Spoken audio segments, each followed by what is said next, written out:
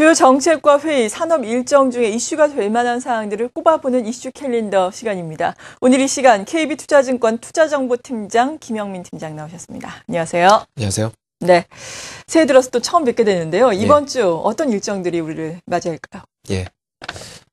이번 주 일정들도 또 소개를 해드려야 되겠는데 화면 준비된 거 보면서 또 말씀을 드리도록 하겠습니다. 1월 8일부터 11일까지는 지난주에도 소개해드린 바가 있는데요. CES 2013 미국 라스베가스 컨벤션 센터에서 가전 전시회가 열릴 예정입니다. 그리고 1월 8일에는 또 주요 기업들의 4분기 실적 발표가 예정되어 있는데요. 미국의 알코아가 4분기 실적 발표를 통해서 본격적인 이제 어닝 시즌을 알리는 그런 일정이 되겠습니다. 그리고 국내에서도 삼성전자의 4분기 잠정 실적 발표가 예정되어 있고요.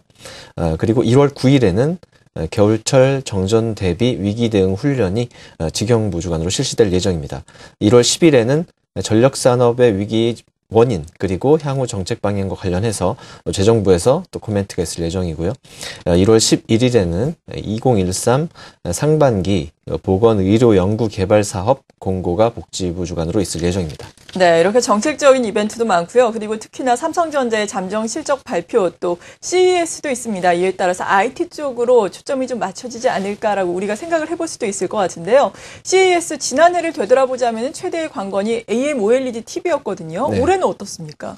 네, 올해 같은 경우에는 마찬가지로 TV 쪽이 아무래도 화두가 될 것 같습니다. 네. 지난주에도 좀 일찍 소개를 해드렸었죠. CS 관련해서 첫 번째 시간에 소개해드렸었고, 오늘 이제 두 번째 시간이 되겠는데, 역시 그 지난주를 되돌아본다면, 앵커님 말씀대로 TV, AMOLED TV였다면, 그 당시에 또 하나의 관전 포인트였다라고 했을 때는 AMOLED TV를 놓고 이 삼성과 LG 간의 그 각축전이 벌어졌었던 그런 상황이었습니다. 결국 LG가 좀 그 승자였다라고 이렇게 평가를 받고 있었는데요. 55인치급 그 AMOLED TV를 성공적으로 또 생산해냈다라는 그런 측면이 되겠습니다.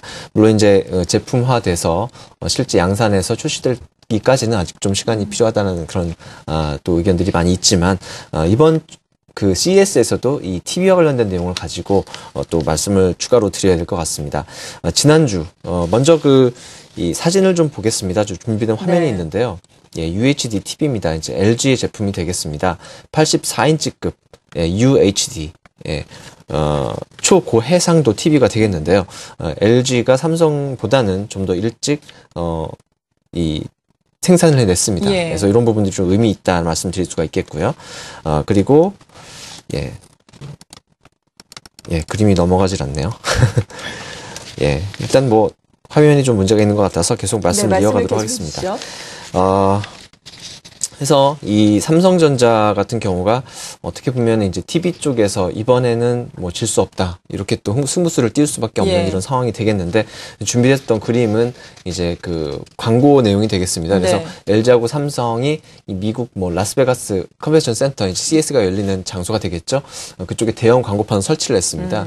그래서 뭐 갤럭시 시리즈 그리고 또 이 스마트 TV 관련된 내용들을 또 이 광고를 했었고 LG 같은 경우에도 이 라스베가스 국제공항에 또 대형 광고를 설치를 하면서 벌써 이번 CES에서 어느 쪽에 화두가 될 것이며 어떤 쪽에 또 치열한 어떤 경쟁이 발생할 것인가에 대한 그런 전초전이 또 이 광고를 통해서 보여지는 부분이 되겠는데요. 지금 화면으로 나가고 있죠. 예, 그렇습니다. 그래서 이렇게 지금 사실 그렇습니다.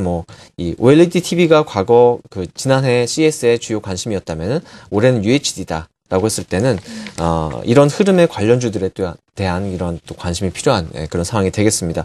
그 앞서서 말씀을 드린다면은 이 LG 같은 경우가 이 스마트 TV라든지 그리고 UHD TV라든지 그리고 이 스마트폰 같은 경우도 하이스펙으로 이번에 출시를 좀 많이 할 것 같습니다. 그래서 이와 관련된 내용들도 좀 봐야 되겠는데요.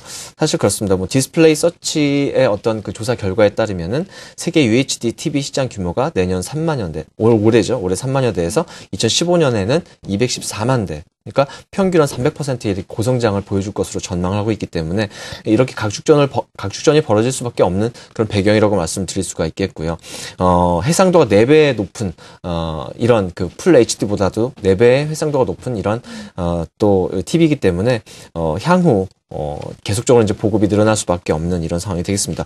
혹시 UHD TV 보신 적이 있으신가요? 저는 본 적은 없죠, 아직까지. 예, 말씀만 많이 들었어요. 워낙 가격이 비싸다 보니까 예. 초기에 LG가 2,500만 원 출시했다 지금 2,100만 원 수준까지 떨어졌다는데 굉장히 비싸기 때문에 네. 저는 이제 극장에서 봤습니다. 아, 그래요? 예, 모 극장에 이게 설치가 되어 있는 걸 보고 예, 한번 어느 정도 이 해상도가 높은지를 봤는데 상당히 좀 해상도가 뛰어났다는 것을 좀 확인을 할 수가 있었고요. 네. 3D TV를 보는 듯한 그런 착각이 들 정도로 상당히 좀 해상도가 높았다 이런 말씀을 좀 드려야 될 것 같습니다. 그래서 예, 지금은 이제 뭐 백화점이라든지 극장이라든지 뭐 이런 CS와 같은 박람회에서밖에 볼 수 없지만 향후에는 점점 어떤 보급이 또 늘어날 수밖에 없고 그 과정에서 가격대도 좀 점점 또 추가적으로 상대적으로 좀 싸지지 않을까 네. 생각이 좀 듭니다.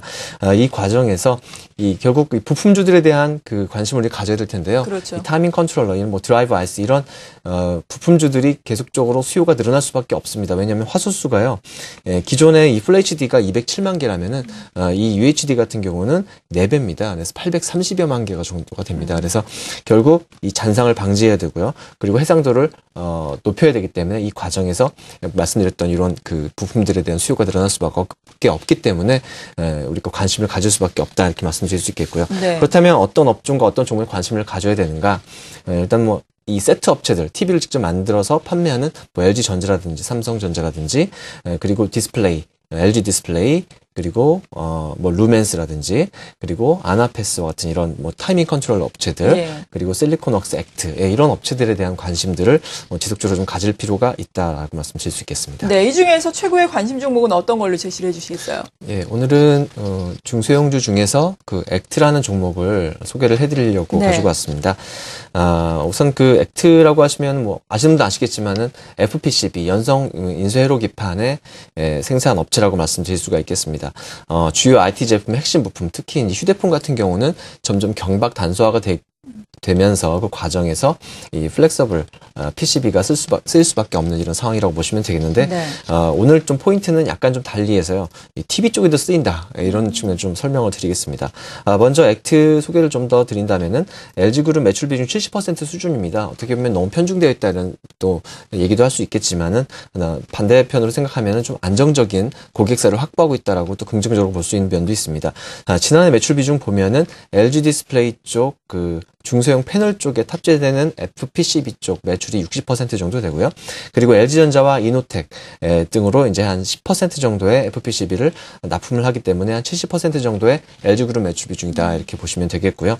LG 디스플레이 물량의 60%를 과점하고 있기 때문에 나름대로 안정적인 고객을 확보하고 있습니다.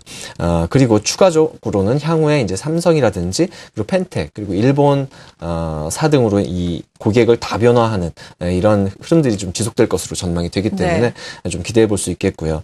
또 투자 포인트 다른 부분을 말씀드린다면은 TV용 그 FPCB 양산이 본격화될 수 있다라는 측면입니다.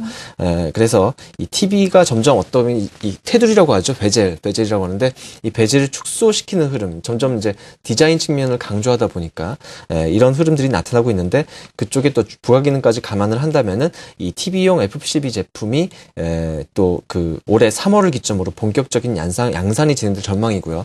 또 그와 관련된 제품들 이번 CES에서도 많이들 또 우리가 관전 포인트로 볼 수 있는 내용이 되겠는데요. 네. 2분기부터는 이 관련 매출이 반영이 되기 시작할 것이고요. 본격적인 램프업 이후에 월 20억 전후의 매출이 기대된다라는 측면 그리고 연간으로는 한 150억에서 많게는 200억 정도의 매출이 가능할 것으로 예상이 됩니다. 이러한 어떤 그 수요가 증가하는 흐름 속에서 올해 1분기에 30% 정도의 증설 계획을 또 가지고 있습니다. 예. 이런 부분들은 어느 정도 좀 선주문이 있었다라고 우리가 파악할 수 있기 그러겠네요. 때문에 이런 측면에서는 우리가 실적 기대감을 가져볼 수 있겠는데요. 마지막 투자 포인트로는 역시 실적이 되겠습니다. 올해 그 실적 기대감이 상당히 크다라고 말씀을 드릴 수가 있겠고요. LG 디스플레이 향 그 FPCB 과점 공급 효과가 일단 첫 번째가 되겠고요. 그리고 신규 어플리케이션이라고 할 수 있는 이 TV용 FPCB 공급이 이제 가시화된다라는 측면. 그래서 매출 성장과 이 마진율도 크게 개선될 수 있다. 이런 부분들이 올해 또 기대될 수 있는 부분이라고 말씀드릴 수 있겠습니다. 올해 그 예상되는 실적을 말씀드린다면 매출액이 1,200억 원 정도 YOY, 그러니까 전년 대비했을 때는 60% 이상, 그리고 영업이익으로는 150억 원, 이 영업이익 마진이요 10%가 넘어갑니다. 그래서 네. 상당히 좀 마진율이 좋아지는데요. 반면에 이 밸류에이션 측면에서 봤을 때는 7배 미만이기 때문에 삼성향 FPCB 업체에 대비했을 때는 상대적으로 상당히 좀 싼 그런 주가라고 말씀드릴 수가 있습니다. 그래서 말씀드렸듯이 이벤트 측면에서 이 뉴스플로우 측면에서 이 CES를 전후로 해가지고 다시 한번 또 관심을 가져볼 수 있을 만한 그런 종목이라고 말씀을 드릴 수 있겠습니다. 네, 이번 주에 열리게 되는 세계 가전박람회 CES에서 주요 화두가 될 수 있는 UHD TV에 대해서 오늘 자세하게 알아보면서 관심 종목으로 액트 소개를 해주셨습니다. KB투자증권의 김형민 투자정보팀장이었습니다. 고맙습니다.